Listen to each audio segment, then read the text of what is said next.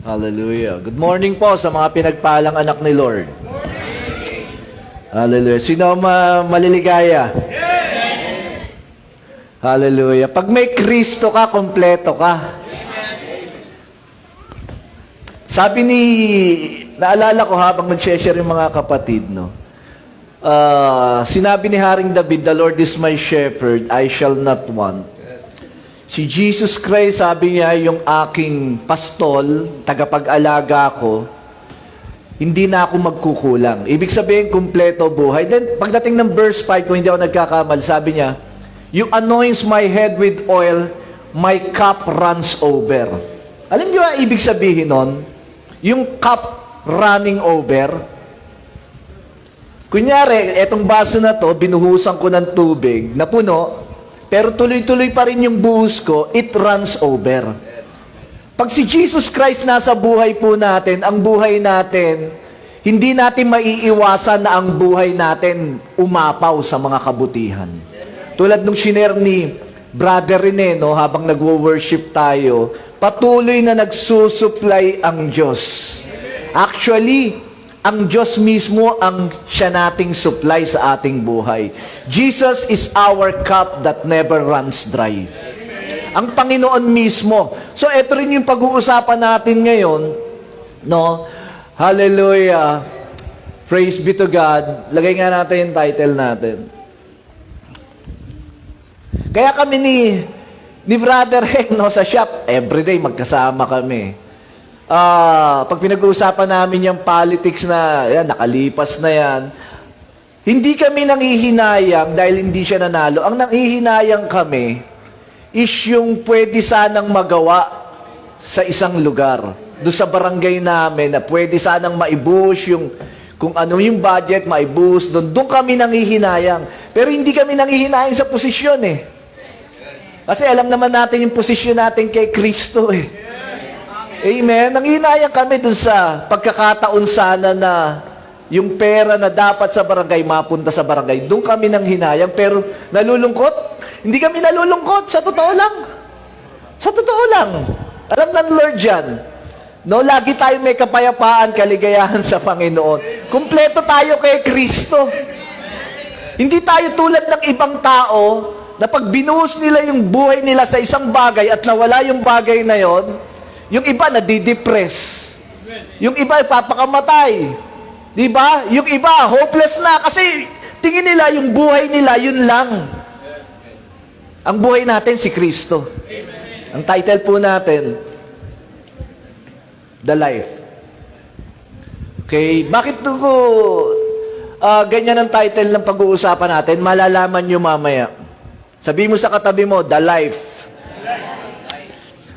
So we will look at the infamous verse sa Bible, John chapter 14, verse 6. Dito po natin umpisahan.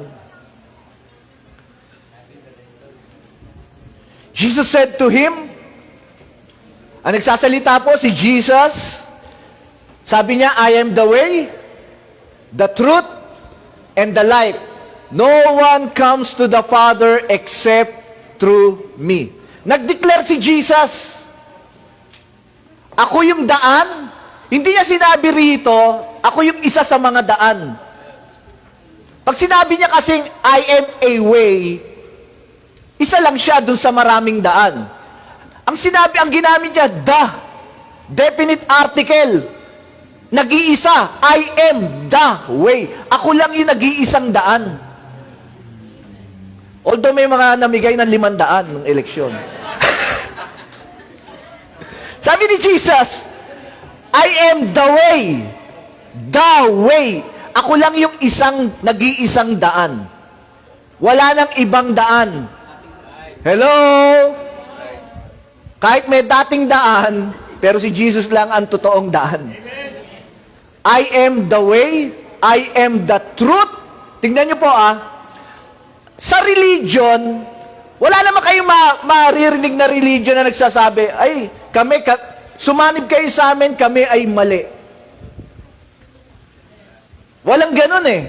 Laging sasabihin ng mga samahan, kami ang tama. Kaya dapat umanib kayo sa amin. Di ba? Lahat ng religion kaya sinasabi, Ako ang tama, kami ang tama. Sumanib kayo sa amin, kami ang tama. Lahat naman yan, ganyan eh. Pero ano sinasabi ng Bible? Sabi ni Jesus, ako ang katotohanan. Gusto mo ng totoo, dapat na kay Jesus ka. Gusto mo ng tama? Na, syempre, ayaw naman natin na yung pinanampalatayaan natin, at the end of the day, nung namatay tayo, marap tayo sa Panginoon, nagkamali pala tayo ng pananampalataya. Ayaw natin ng ganon. Gusto natin, sure, yung pinaglagyan ng ating pananampalataya, gusto natin, secure, totoo. Pagharap natin sa Panginoon, welcome na welcome tayo. Gusto mo ng tama? Gusto mo ng sure? Kay Jesus, sure. Bakit? Siya yung totoo. Siya yung katotohanan. Sabi niya, I am the way. Ako lang yung nag-iisang daan. Hindi ang relihiyon ang daan, ako ang daan. Hindi ako isa sa mga daan, ako lang ang daan. Ako yung katotohanan. Gusto mo nang nasa katotohanan ka, dapat nasa akin ka. At sabi niya, ako yung buhay. Ako yung buhay. I am the life. Siya yung buhay. Pag pinag-usapan ng buhay, ano pumapasok sa isip natin? Siyempre, humihinga, kumikilos, nakakapag-isip. Yan yung pumapasok sa atin pag pinag-usapan natin ng buhay. Pero ang deklarasyon ng Panginoon, ako yung buhay. Iba to. Ang Panginoong Yesus, hindi siya magdideklara na to kung hindi to totoo. Malakas ang loob niya, ideklara niya, ako yung buhay. Ang tao, tanungin mo, ano yung buhay? Maraming explanation. Si Jesus, isa lang, ako. Pag tinanong mo, Panginoon, ano ba buhay, Lord? Ako. Yun ang sinasabi niya eh. Walang makapupunta sa Ama, sabi niya, kung hindi sa pamamagitan ko. Hello? Pag na kay Jesus ka, sigurado kang papasok sa kalangitan. Papasok ka sa presensya ng God the Father. Bakit? Walang makapupunta ron. Maraming hope ang mga tao. Lahat ng religion nagbibigay ng hope. Umanib ka sa Muslim, may pag-asa dyan na binibigay. Yung Buddhist, nagbibigay ng pag-asa. Yung Hare Krishna, nagbibigay ng pag-asa. Lahat naman niya, nagbibigay ng pag-asa eh. Pero alam nyo kung sino yung may buhay na pag-asa? Yung nananampalataya kay Jesus Christ. Ang tawag po dyan ni Peter, living hope. Buhay na pag-asa.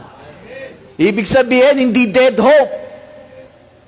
Kasi yung iba, nagbibigay ng pag-asa, pero at the end of the day, pagharap sa Panginoon, depart from me, I never knew you. May pag-asa sila, pero patay. Yung mga sumasampalataya lang kay Jesus Christ, ang may buhay na pag-asa. Sasabihin ko sa iyo ng mukaan, face to face, kung sumasampalataya ka kay Jesus Christ, sa oras na to, anytime na bumalik ang Panginoon or mawala tayo sa mundo, sisiguraduhin ko sa iyo may eternal life ka. Sisiguraduhin ko sa iyo yan. Ako ba sumiguro nun? Hindi. Sapagkat yun po ang sinasabi ng salita ng Diyos. Sa salita po ng Diyos, walang baka sakasakali. Wala kang mababasa sa Bible na maybe or probably. Wala pong ganyan sa Bible. Pag nagsalita ang Diyos, laging assured. Pag sinabi ng Diyos, sumampalataya ka sa akin, bibigyan kita ng buhay na walang hanggan, sigurado yun. Bakit? Sabi po, sa Titus, ang Diyos na nangako ng buhay na walang hanggan ay Diyos na hindi marunong magsinungaling. So, we are so secured, pag na kay Kristo ka, may buhay ka. Hello, mga anak ng Diyos. Sa John 6:35, ganito po sinasabi.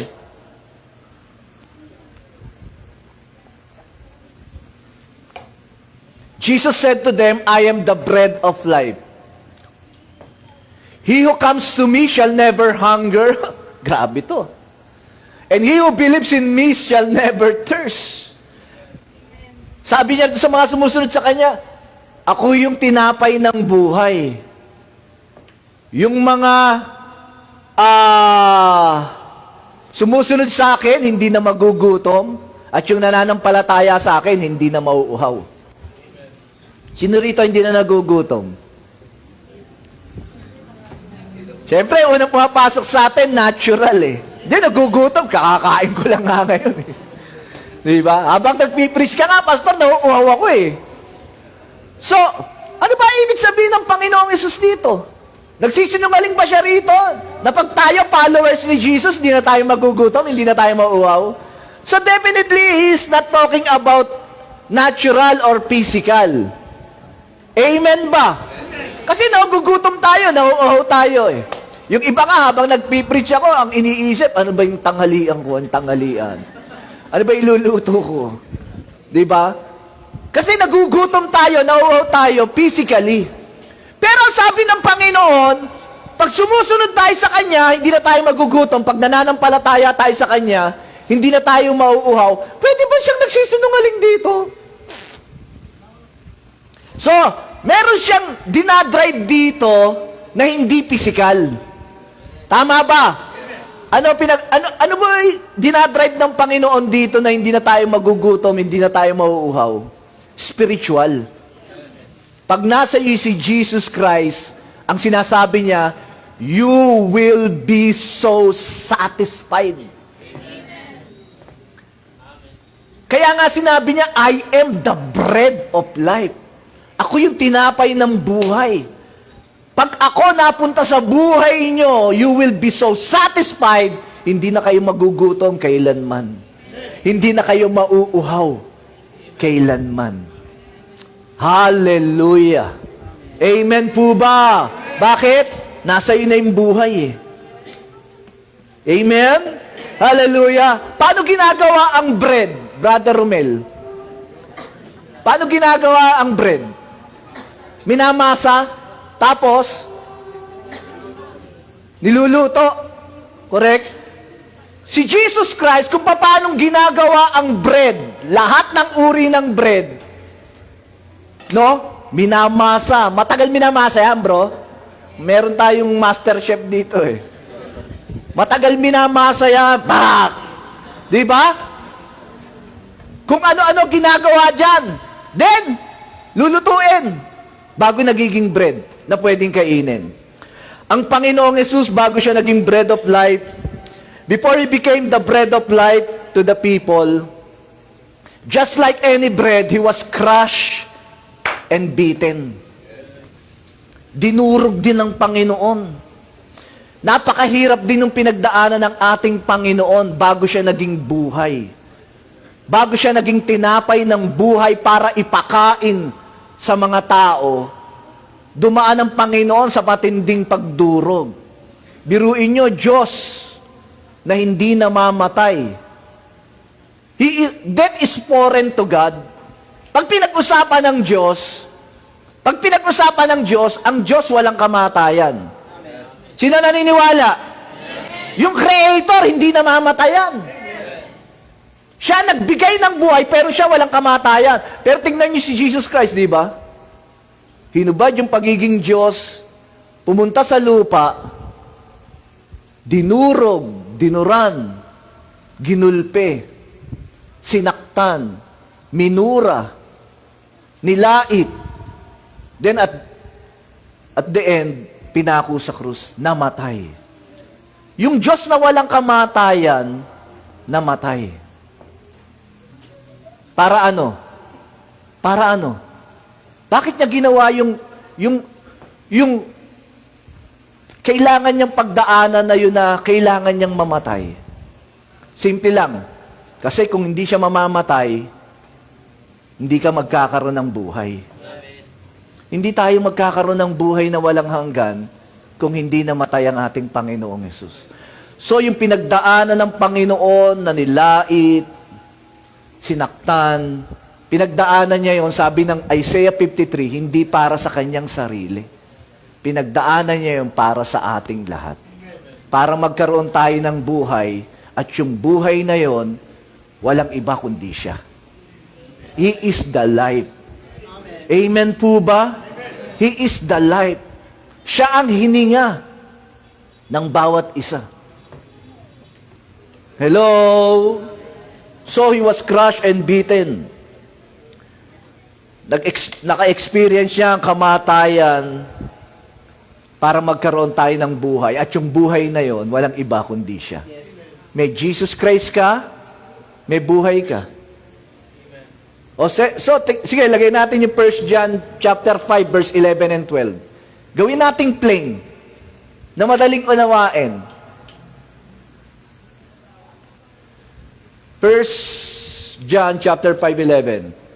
At ito yung patotoo, sabi ni John, na ang Diyos ay binigyan niya tayo, kasi given hindi bibigyan binigyan. Binigyan tayo ng Diyos ng, basahin nyo nga, ano yung eternal life? Buhay na walang hanggan. Binigay sa atin ng Diyos, yung buhay na walang hanggan, at nasan yung buhay na yon? And this life is in His Son. Capital letter yung Son. Pag capital letter, si Jesus yon. Yung buhay na kay Jesus. Pag may Jesus ka, next verse. He who has the Son has life. Pag nasa iyo si Jesus, meron kang eternal life.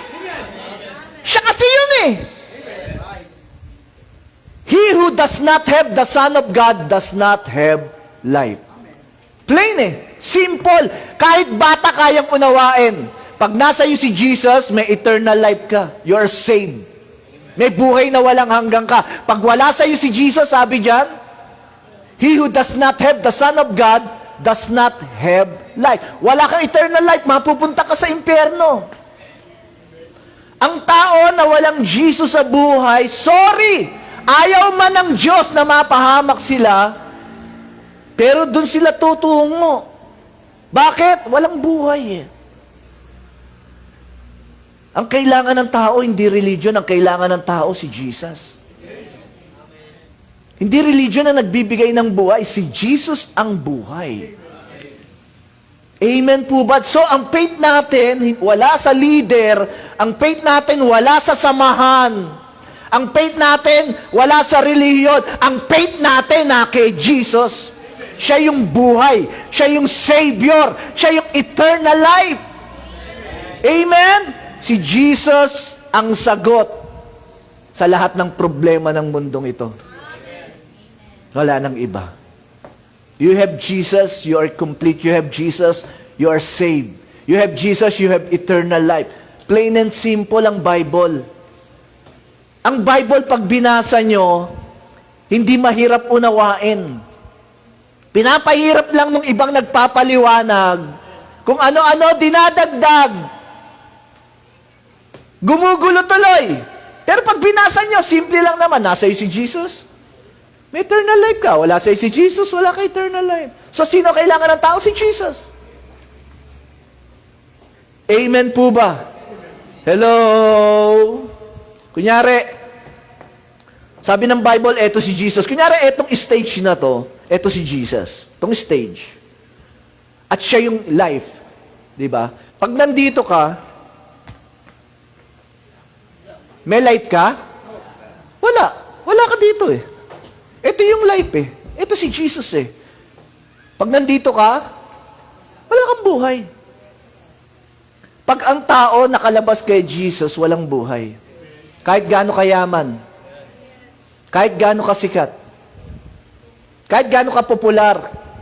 Kahit gaano makapangyarihan. The people of this world that doesn't have a true relationship with Jesus, no matter how rich, how popular, how educated, how religious, are all under the power of death. Ang taong walang relasyon sa Panginoong Hesus, labas kay Jesus, labas kay Jesus I don't care kahit gaano kayaman yan.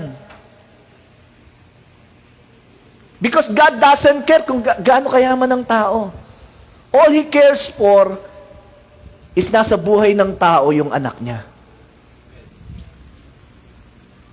Maraming tao mayaman, maraming tao sikat, pinagkakaguluhan, napakapopular. Maraming tao makapangyarihan. Naniniwala kayo? Marami yan sa mundo. Amen? Pero ikaw ang pinakapinagpala dahil nasa iyo si Jesus. May buhay na walang hanggang ka, sigurado yan. Pero yung taong labas sa Panginoon, walang tamang relasyon sa Panginoon, kawawa. Kaya kami ni Brother Rick, pag nag-uusap kami, naaawa kami. Naawa kami doon sa mga tao, nakala mo, dito sa mundo, hinehel sila. Di ba? Tinataas. Bakit? Mga popular mga makapangyarihan, may mga posisyon Pero sa totoo, pag wala si Jesus sa buhay nila, the reality is, kawawa yung mga tao na yan. Hello? Bakit? Paglabas ang tao kay Jesus, walang relasyon kay Jesus, yan ang pinakakawawang taong nabubuhay. I don't care kahit gaano ka popular.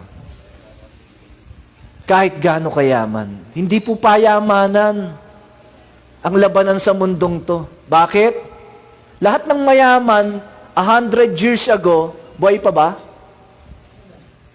Asa na yung mayayaman 100 years ago, yung mga super billionaire nung panahon na yon? Balikan mo ngayon, asa na sila? Wala na. Ang buhay natin dito pansamantala. Kaya napakapalad mo. Napakapalad mo na sa buhay mong ito nakilala mo, Panginoon. Amen. Amen. Napakapalad mo. Ikaw yung pinakamapalad. Hindi swerte Ba yung swerte? Huwag kayong maniniwala sa swerte, mamalasing kayo. Wala nun. Mapalad ka, bless ka. Amen? Tayo yung pinaka-bless na taong nabubuhay ngayon. Tayo yun. Hindi yung kaklase mo na sikat ngayon sa school o mayaman, may mayamang... Hindi siya yung bless, ikaw. Dahil may Kristo ka. Nasa iyo yung totoong buhay. Hello, kaya sineshare natin yung mabuting balita para maunawaan ng tao ang katotohanan. Amen ba? Yung babaeng Samaritana na umiigib ng tubig, dinatna ng Panginoon, kinausap ng Panginoon, na-realize ng babae, iniwan niya yung tubig na iniigib niya, tumakbo, binalita doon sa town nila, sabi niya, natagpuan ko na yung tagapagligtas, sumama kayo. Ito na yung Messiah bang hinihintay natin, sumama kayo.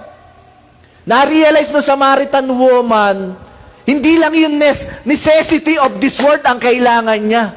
Natagpuan niya yung buhay, yung tubig na nagbibigay buhay, sabi ng Panginoon. Sabi ng Panginoon sa kanya, pag umigib ka dyan, uminom ka dyan, mauuhaw ka uli. Ang ibibigay ko sa iyo, isang tubig na buhay. Na pag ininom mo kahit kailan, di ka na mauuhaw. Na-realize ng babae, ang kailangan niya is more than the necessity of this world. Ang na-realize niya, ang kailangan ko, eto. Si Jesus Christ ang kailangan ko. Amen? Ganon din yung prodigal son.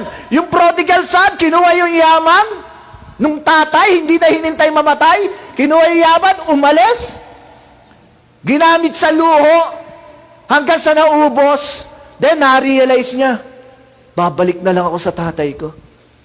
Then, nung pagbalik niya, pinagpiesta siya, niyakap siya, hinalikan siya, tinanggap siyang buong buo, pinatawad siya. Ano na-realize ng prodigal son?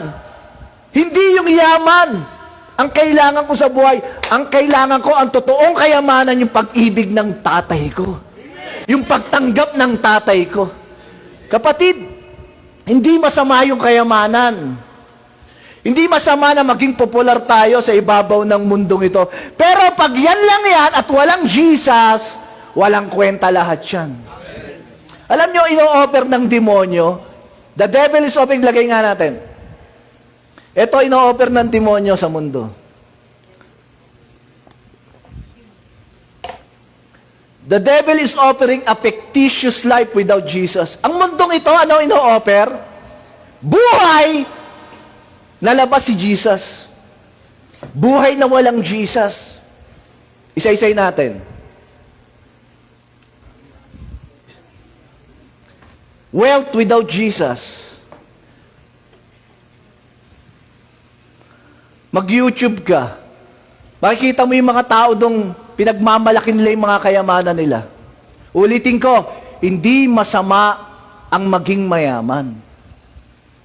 Pero pag yun lang ang meron ka, wala kang Jesus, walang kwenta yan.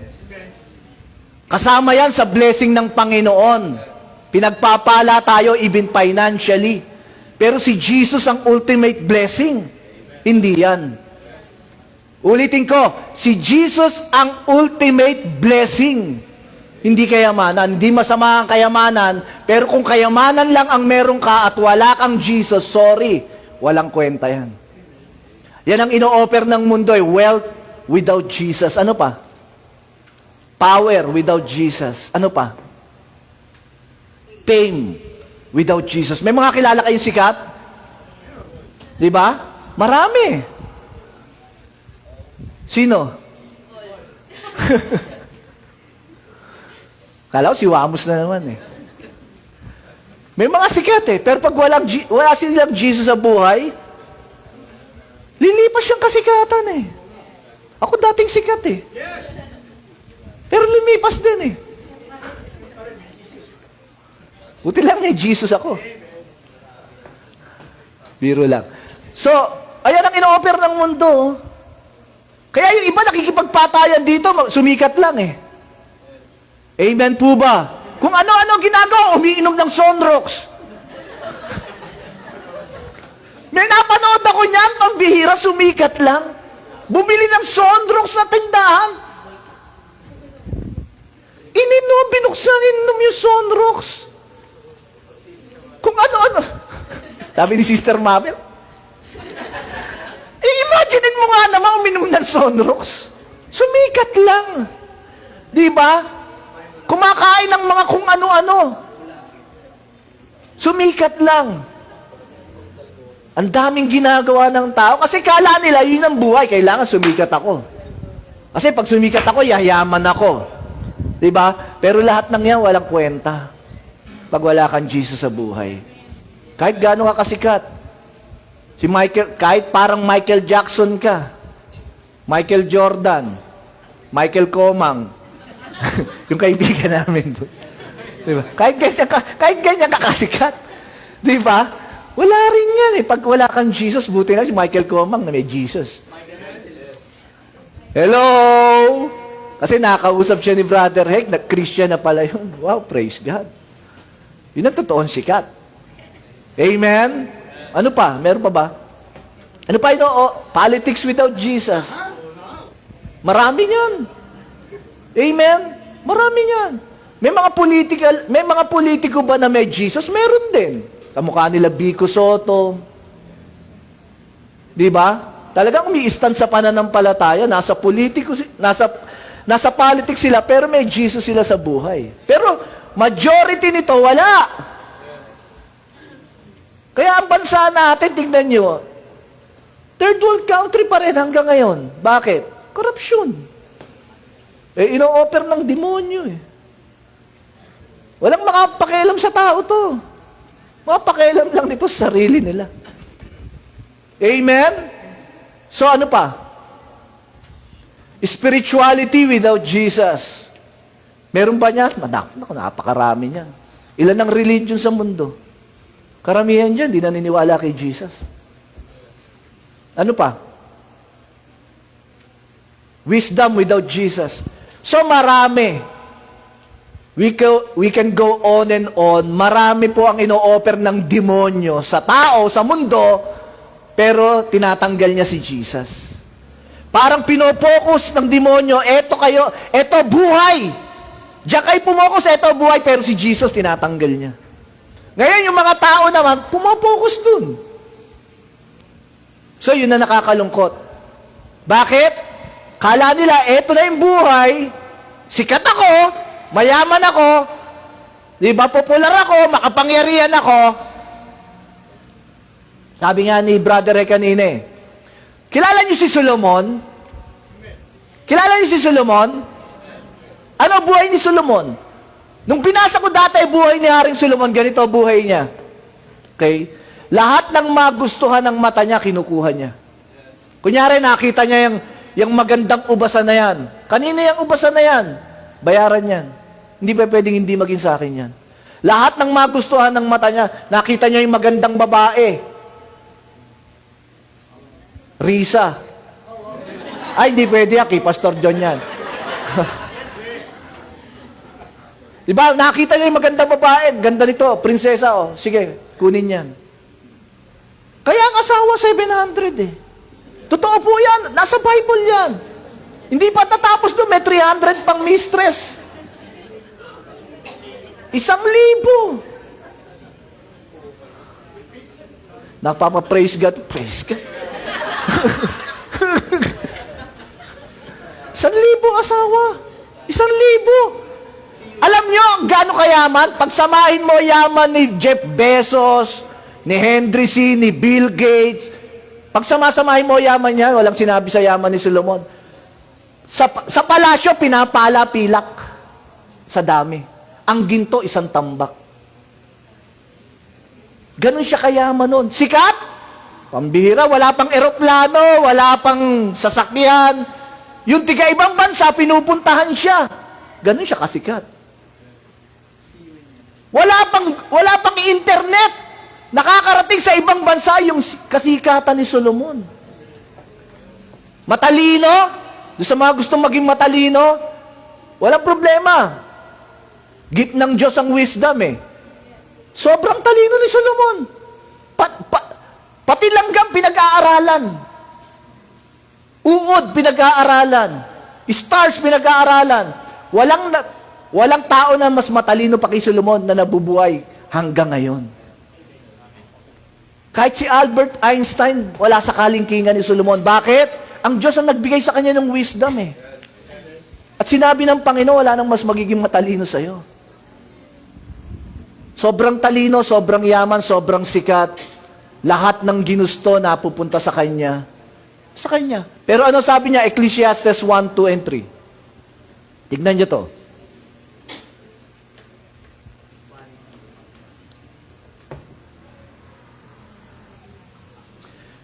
Walang kabuluhan ng mga walang kabuluhan. Huh? Says the preacher. Siya yun, yung preacher. Ulit pa uli. Walang kabuluhan ng walang kabuluhan. Lahat ay walang kabuluhan. Yung tao na naka-experience ng popularity, wealth, women, riches, ang sinasabi, walang kwenta. Sa totoo lang, walang kwenta ng mga walang kwenta yung na-experience ko. Tayo na nagdi-deserve ng mga ganun nga eh. Pero siya, na-experience niya na. Pero ano sabi niya, walang kwenta. Bakit walang kwenta? Next verse. Ano pakinabang ng tao from all his labor, which is he toils under the sun? Walang kwenta. Lahat. Lahat ng bagay under the sun, walang kwenta. Walang kabuluhan. Bakit? Kasi nalayo siya dun sa nasa taas ng sun. Ibig sabihin, nalayo ang relasyon niya dahil sa mga bagay na yon, na wala yung tamang relasyon niya dun sa Diyos na nasa ibabaw ng araw. Kaya sabi niya, lahat ng nasa ilalim ng araw, walang kwenta. Maliban na lang na magkaroon ka ng tamang relasyon dun sa Diyos na nasa ibabaw ng araw. Yung Diyos na lumikha ng lahat. Dun lang nagkakaroon ng kabuluhan ang buhay ng tao. Amen po ba? Si Jesus ang buhay. Hello, ulitin ko, hindi masama ang pera. Nagagamit natin yan eh. Kung wala tayong pera, hindi tayo nakapag-rent dito. Di tayo nakabili ng mga aircon o nagagamit yan eh. Kailangan natin yan eh. Pero pag yan lang ang focus natin at nalalayo tayo sa totoong buhay, walang kwenta lahat ng bagay. Uulitin ko, walang kwenta lahat yan. Si Jesus ang buhay. Yun ang declaration niya, I am the life. Si Jesus ang kailangan ng tao. Di ba ang sarap na may Jesus ka na, tas dumadaloy pa yung mga pagpapala sa buhay mo? Di ba ang sarap? Amen? May Jesus ka na, may good health ka pa. May Jesus ka na, maganda pa yung hanap buhay mo. Nagpa-prosper yung business mo. Nag-e-excel ka sa pag-aaral. Di ba ang ganda? Pero tanggalin mo si Jesus, lahat siya, walang kwenta. This is the reality of life, mga kapatid. Ito ang katotohanan ng buhay. So, ito po sana ang ma-realize natin. Sa Genesis 3:22,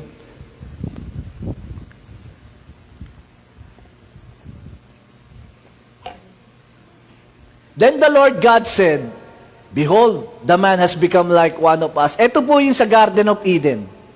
Create niya si Adan. Andiyan na rin si Eva. To know good and evil, sabi niya. And now lest he put out his hands and take also the tree of life and eat and live forever. Nagkasala si Eva at si Adan, sabi ng Diyos, naging tulad na natin ng tao. Alam na nila ang mabutit masama. Ngayon, ilayo natin sila. Bakit? Baka kumuha sila ng bunga doon sa tree of life at mabuhay sila magpasawalang hanggan. Ano? Sino yung tree of life na binabanggit dito? Wala nang iba kundi si Jesus Christ. This tree of life is symbolical sa Panginoong Yesus. Na pag nag-take ka, kinuha mo, mabubuhay ka forever. Amen? Kaya pansinin niyo yung title natin, ngayon ko lang ginawa yun, no? Nilagay ko sa tree. Siya yun eh. Si Jesus Christ yun eh. Pag meron kang Jesus Christ, you will live forever. Amen po ba? Ma-excite kayo! Dahil yung naghihintay sa ating paglalagyan ng Panginoon, hindi pa natin kayang imaginein sa ngayon kung gaano katindi at gaano kaganda. Sabi ng Bible, hindi pa nakita ng mata. Hindi pa pumasok sa puso't isip ng tao. Hindi pa narinig ng tenga ang mga hinahanda ng Diyos sa mga nagmamahal sa Kanya. Mag-imagine ka ng, balik nga natin title natin. Mag-imagine ka ng napakagandang lugar. Mag-imagine ka ng napakagandang lugar. Napaka-saya, napaka-mapayapa. Mag-imagine ka. Pagganahin mo yung imagination mo, mag-imagine ka ng maganda. Sobrang saya. Yung na-imagine mo, kapus. Doon sa hinahanda ng Diyos. Bakit? Hindi pa pumasok sa puso't isip ng tao ang hinahanda ng Diyos sa mga nagmamahal sa Kanya. Grabe po. Kaya nung napunta si Apostol Pablo sa third heaven, kwento niya yan. Sabi niya, may mga narinig ako na hindi pwedeng banggitin ang salita ng tao dahil walang salita na pwedeng mag-describe ng mga narinig ko. Ganong katindi. Beyond words. Beyond sa salita ng tao. Kunyari, sinabi ko, sobrang ganda ng kalangitan. Yung word na sobrang ganda, kapus yun. Kasi na-describe ko pa eh. Pagpunta natin doon, indescribable ang ma-experience natin. Ganong katindi ang hinahanda ng Diyos. Perfect environment, perfect peace, perfect love. Kaya nga ang body mo, perfect din eh. Hindi na namamatay, hindi na, perfect lahat. Perfect lahat sa hinahanda ng Panginoon. Walang makapupunta sa Ama, maliban dumaan tayo sa Panginoong Yesus. Kailangan ng tao, si Jesus Christ. Amen po ba? Pag may Jesus Christ kang, you will never be depressed. Ibang kapatid natin, hindi pinalad sa eleksyon. Okay, bigyan ko kayo ng lesson about election. Mabilis lang to, medyo sesegue ko. Bakit ganun, pastor? Totoo mananampalataya naman tayo, ba't natalo tayo sa eleksyon? Hindi naman si Lord ang pumipili eh. Baka akala nyo, ang Diyos ang naglalagay ng leader sa politics. Kung ang Diyos ang naglalagay ng leader sa politics, eh bakit may mga politician na nagnanakaw, pumapatay, mga kriminal, nagpapapatay ng tao, napakasama. Diyos ba naglagay sa kanila? Wala sa Bible yun.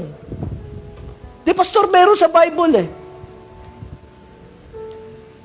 Ang nilalagay ng Diyos, yung gobyerno, hindi yung leader. Yung sistema. Hindi yung leader. Ang pumipili ng leader, tao. Ang pumipili ng leader, tao. Tao ang nagluluklok. Unlike Old Covenant, nung Old Testament, ang Diyos ang pumipili ng hari. Pag pinili ng Diyos ang haring to, kahit na ano gawin ng tao, wala silang magagawa, eto maghahari. Pag tinanggal ng Diyos yung hari, walang magagawa ang tao, tatanggalin niya yung papalitan niya. Sa Old Covenant yun. Ang panahon natin, binigyan ng Diyos ng karapatan ng mga taong mag-decide. Kaya nga, democracy eh. Ang tao na pumipili ng gusto nila. Amen? Tao ang nagluluklok. Hello? Kaya kung sino man maluklok, kalooban ng tao yun, hindi kalooban ng Diyos yun. Amen po ba? Pero alam natin ang totoo. Alam ng Diyos kung sino yung mga kanya. Alam ng Diyos yun, sabi ng Bible yun. So, we are at peace. Nanalo, natalo, we are at peace. Bakit?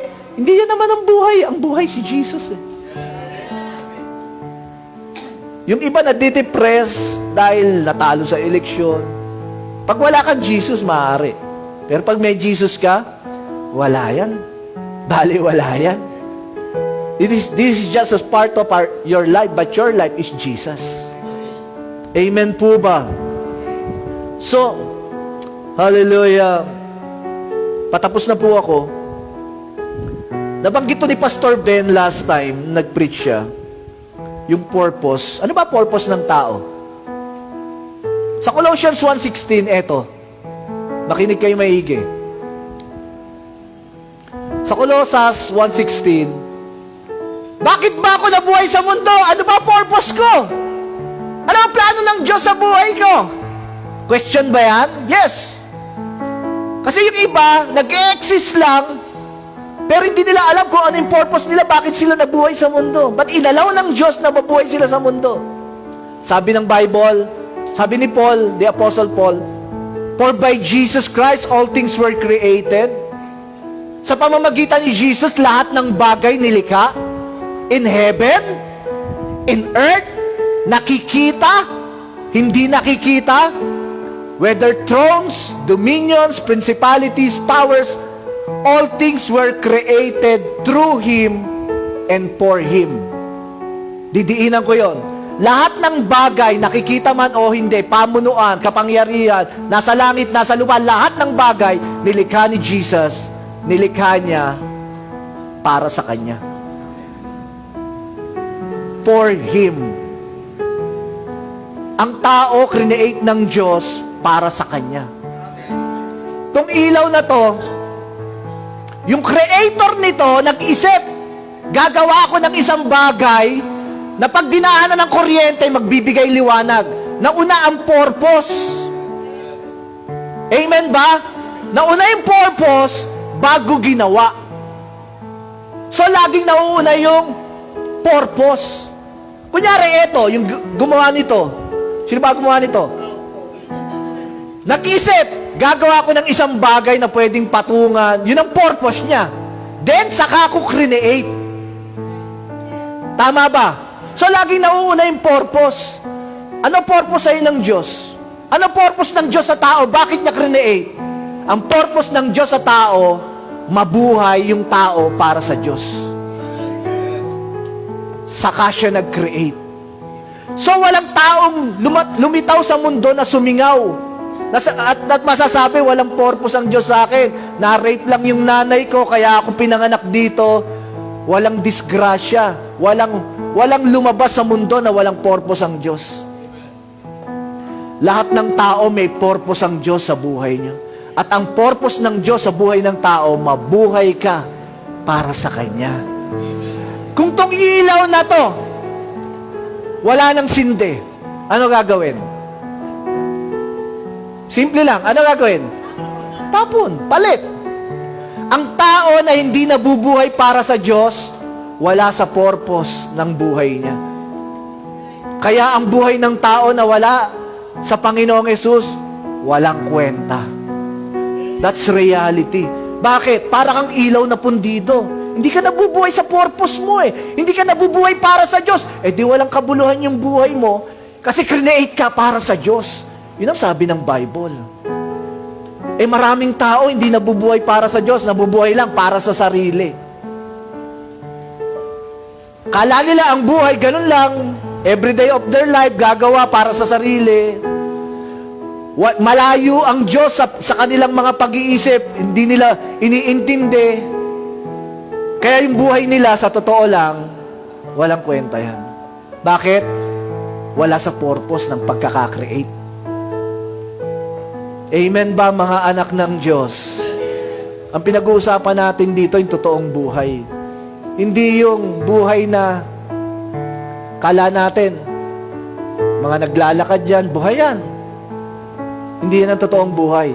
Si Jesus ang totoong buhay. Sabi mo sa katabi mo, si Jesus ang totoong buhay.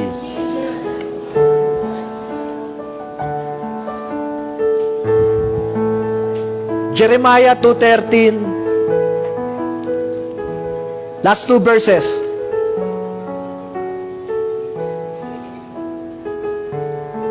Sabi ni Prophet Jeremiah, "For my people have committed two evils." Yung bayan ko, nakagawa ng dalawang masamang bagay. Ano yon? "They have forsaken me." Lumayo sila sa akin. The fountain of living water. Tignan nyo. Tignan nyo ang ginawa ng tao. Lumayo sa Diyos. Eh, siya yung fountain of living water. Siya yung binubukalan ng buhay. Tapos lalayo ang tao sa kanya. Eh di, ano mangyayari sa buhay nun? Kung nandito yung nagsusupply ng buhay, tas lumayo ka, umalis ka ron, ano mangyayari sa buhay mo? Kaya sabi ng Panginoon, that is an evil thing. Nilayuan mo ko, ako yung fountain of living water. At gumawa sila, naghukay sila for themselves cistern, broken cistern that can hold no water. Gumawa yung tao ng sarili nilang supply. Ito yung totoong supply. Si Jesus yung nagsusupply ng buhay. Ito yung binubukala ng totoong buhay. Pero dito sila naghukay. Nag-isip sila ng sarili nilang supply. Hindi, basta yumaman ako, magiging masaya ako. Basta nakapag-asawa ako, mapupulpilled ang buhay ko. Walang masama dyan. Uulitin ko, walang masama dyan. Pero pag iniwan mo ang Panginoong Yesus, dito ka lang pumokus, eto yung sinabi mo, eto yung buhay ko. Naghukay ka ng sarili mo. Buhay, sa totoo lang, hindi kayang isupply niyan. Broken. Amen? Mauuhaw ka dyan. At the end of the day, masasabi mo, hindi ako na-satisfied. Kaya sila, Marilyn Monroe, sa kabila ng sikat, yaman, nagpakamatay eh. Bakit na-realize nila, hindi fulfilled ang buhay ko sa kabila nito? Mayaman naman, sikat naman. Bakit sila Kurt Cobain nagpakamatay? Sikat naman, mayaman naman. Halos sambahin ng tao. Kasi naghukay sila ng sarili nilang balon, then na-realize nila yung balon na yon hindi nakakapag-supply ng totoong tubig. Ito lang yung totoong inaapawan ng tubig ng buhay. Walang iba kundi ang ating Panginoong Jesus. Siya lang. Amen? Mapalad tayo. Mapalad tayo. Lahat ng nakay Kristo, hindi na kailanman mauuhaw. Lahat ng nakay Kristo, kailanman hindi na tayo magugutom. Siya yung supply natin. At tong supply na to, patuloy na umaapaw sa buhay natin. Last verse, John 11:25.